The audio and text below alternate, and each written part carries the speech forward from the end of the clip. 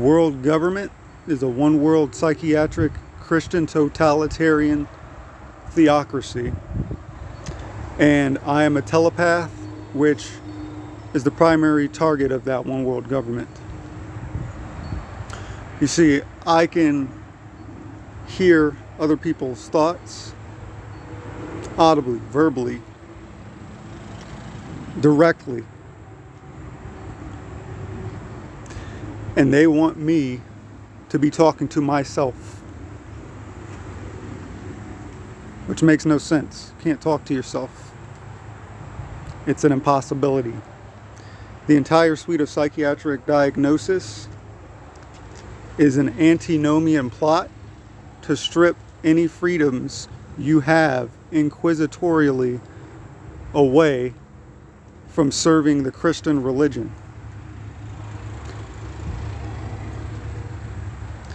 In fact, as I will show you right here in a plain example, catatonia. Look it up. They claim it's a psychomotor syndrome reported to occur in more than 10% of patients with acute schizophrenia, I'm sure. DSM-5, also known as catalepsy. And by the way, what they lie to you and don't tell you, is that antipsychotics, so-called, are actually cataleptic drugs. That is, they caused catatonia. But they claim that when they strip your rights away under psychiatry, and they don't give you the same amendment rights that even criminals have when they're being tried, when you're being tried for mental illness, there's no double jeopardy, for example, as well. Which double jeopardy says that legally you cannot be tried for the same crime more than once or twice. You can't do it twice. But you can try somebody in the court for mental illness as many times as you want. And you have no rights to dispute it. Unlike criminal law. That's why they criminalize telepaths and other psychics like myself.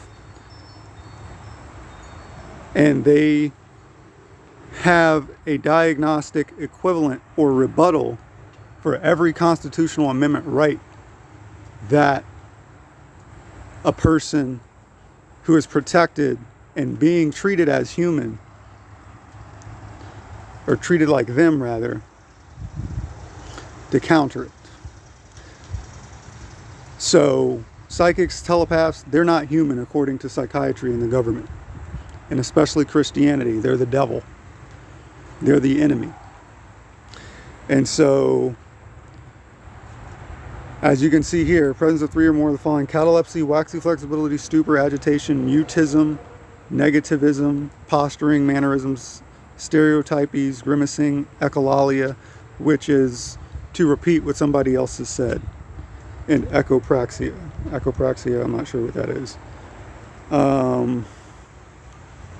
But they know they do this because you've got no other options when you're imprisoned and enslaved by the psychiatric Christian Inquisition system of the state, of the one world state. It says right here, the Fifth Amendment also protects criminal defendants from having to testify if they incriminate themselves through the testimony. So again, why this is an inquisition? It's an interrogation because they're forcing false confessions of sin, which they haphazardly renamed to sound scientific and medical, as mental illness. Before, it was demons or sin. And now it sounds scientific. Anthony, are you ready? Not my name. Justia. You ready to eat?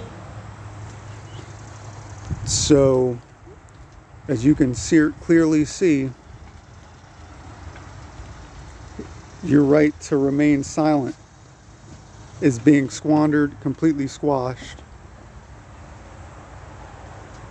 by psychiatry, because they claim that criminalizing you is their right under medical scientific law. But the law and the amendments of the Constitution are not scientific. They're moral, and they largely come from Christian moralism and dogma, right? What's scientific about prohibiting suicide and murder? Nothing.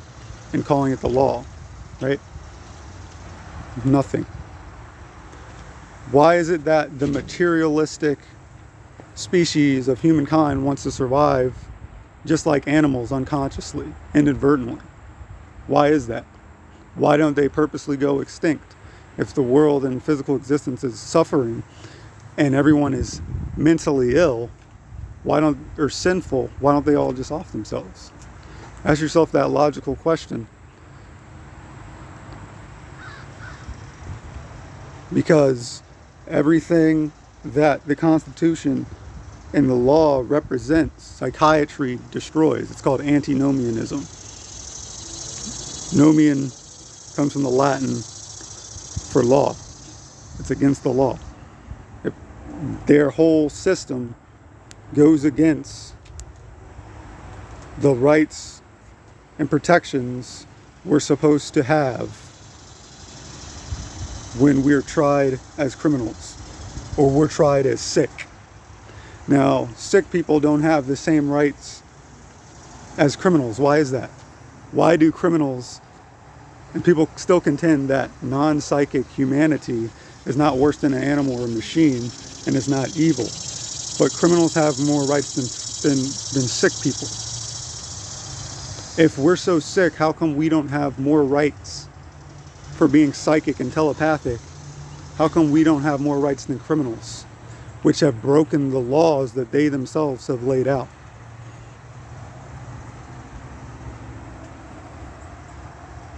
Ask yourself.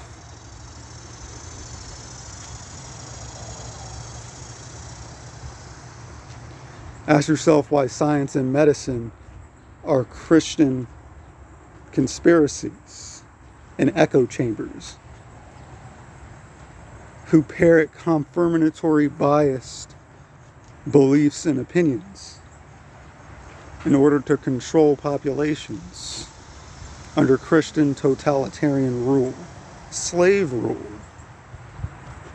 Okay, because racism was created by the church. Look up the works of sociologist Jane Elliott. Anti-Semitism was created by the church. Nazism and psychiatry. Psychiatry was the primary influence and primary power used by the Nazis,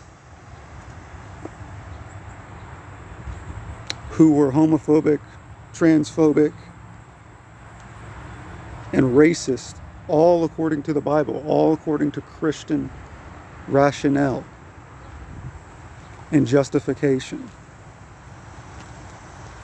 Psychiatry is an extrajudicial antinomian conspiracy of Christian fervor with Christian roots that go back to white supremacy and negative eugenics. Negative eugenics is covert warfare, cryptocratic warfare. That is secret governing system, cryptocracy. And psychiatry is a Christian race war against the telepathic and otherwise psychic races of people, which they do not understand and they're attempting to genocide against. And they're attempting to cyberneticize all non-psychic humans to comply with their Christian rulership, with their agenda, with their plot. It's one world government. And so you can talk about how psychotic this is. You can talk about how, conspiracies don't exist. They do, actually. Because you're already part and parcel with one if you don't believe what I'm telling you. Because it's right in front of your eyes. Second of all, conspiracy in America, Title 18, USC, United States Federal Criminal Code, is illegal. It is a crime in America to conspire. And here's the thing. For it to be a conspiracy, the conspirators don't have to be privy or cognizant that they are conspiring. It just has, the end result just has to be that there is a shared interest. So when they talk about how kooky conspiracies are because these people are separate or they don't know each other or whatever like that, well, that doesn't matter. According to the law, as long as there's a shared interest, it's still a conspiracy. So conspiracy doesn't mean that it has to be voluntary or you have to be self-aware that you're involved in a conspiracy. You could be used by proxy because that's what psychiatry is. It's a proxy, it's a religious proxy war, holy war for the Christian totalitarian state. You think when the Catholic Church no longer ruled the world and controlled the royal monarchies of the world because of science in America and medicine, that set well with them? You're wrong. No, that's why psychiatry was created. Biopsychiatry, the scientific and medical lie that enslaves and antinomianly strips away all rights and freedoms from all humans and all psychics and telepaths on the planet, was formed and created by a staunch Christian who owned a child slave. Okay? So to say that it's not a conspiracy is ridiculous because all these people share the same interest in the same belief systems. It's an echo chamber of confirmation bias, which is as anti-scientific as you get. Okay? People supporting the same evidence because they have pre-established beliefs is a conspiracy. It's a conspiracy in science. It's a conspiracy in medicine.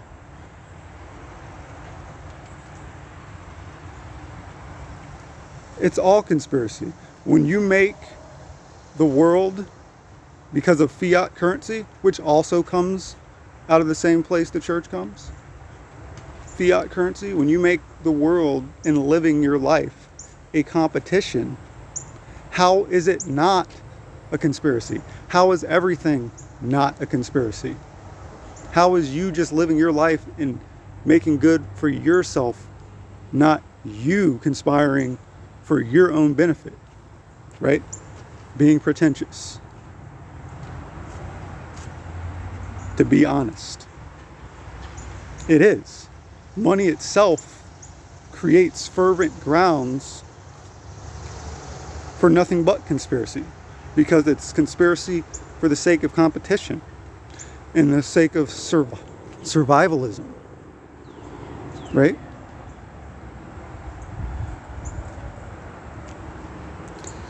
So this has been Justia again.